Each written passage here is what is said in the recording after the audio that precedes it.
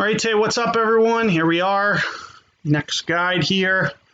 Not the best of winds. Typically, what I'll do on this is I'll almost always go gold tee just to create just a little bit better angle. Now, one of the things I do like about this hole, especially with a wind like that, is we're not going to need to curl very much. And so that's one of the biggest mistakes you'll see guys do. And they might just try to over curl this. So, especially when you use that high tee and we have the wind like this, the wind's going to do 90% of the work here. So I'm going to have to just gently curl this. The biggest thing is going to be getting the distance down. And, oftentimes I can get pretty close on this, but, I might still make a mental error every once in a while.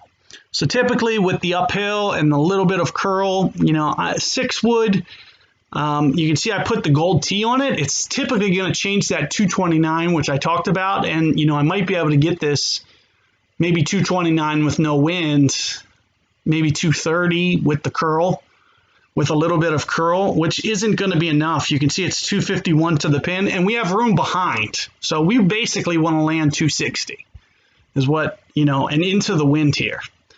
So realistically, the only way that's going to happen is a 3 wood, because we have so much wind.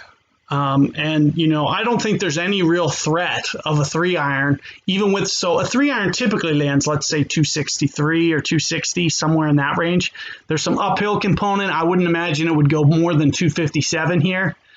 But here's kind of one of our saving graces here is we have the gold tee, so we can kind of extend that. This could probably land somewhere around 270, 275. Now there's a ton of wind here. So I'm worried about that 270 kind of collapsing, and maybe with the curl that I have to put on this, I'm a little bit worried about this collapsing. So let's just say hypothetically I go grabber, which I typically like to do. Well, what if it grabbers and lands pin high and then grabbers into the water? So you're going to see here, I'm going to put the sniper on just because I'm a little uncertainty that it's actually going to get to this 255, 257. I don't think I can get it to this 257 range. So with that in mind, I'm essentially going to just, and as I mentioned, we're going to let the wind do most of this. So you can see I'm just barely curling this. And this is just kind of one of those things. And another thing that you can see, if I land to the left, I have room to land to the left.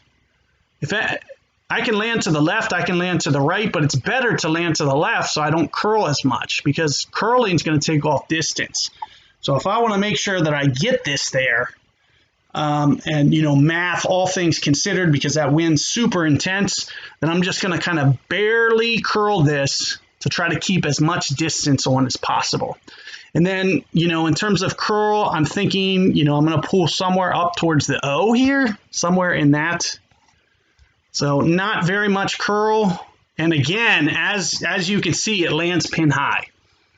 So if I would have just curled that just more, and this is kind of that point that I was trying to make. Let's say I go grabber there. Grabber's going to come back a couple yards. It's potentially going in the water. That's why you can see that I go up to the sniper there, because 1 yard can be the difference. I can't tell you how many times 1 yard has just cost me this hole or another hole, to where it just lands either 1 yard over the back, or it rolls out and just rolls off the front here. 1 yard can make all the difference. So since the fact that I, had a window that I was trying to guess, and I was like, there's no way this is getting to 260. I just know that ball was not going to land at 255. So with that in mind, just from experience, and, just knowing that, when I apply curl into that crazy wind, I don't know how far the ball's going to land, but I know one distance it ain't getting to, and that's 255, 260. It just was not going to get up there. And that's where I would need to land to get that grabber, because the grabber's going to come back about 5 yards at least with this wind here. So it would be real dangerously close to the front edge and going into the water. Now, would it have held up? Maybe if I landed a little bit more to the left. So if I would have did no curl, for instance, and just sucked out and just played it to the right, to the left of the green with no curl, and just let the wind carry it to the left edge of that green, I probably would have had enough distance that I could have used the grabber. So keep all that in mind, and I will see you on this next one. This next one looks super fun. This is pretty much the toughest pin to make here. So I'll see you guys there in a moment.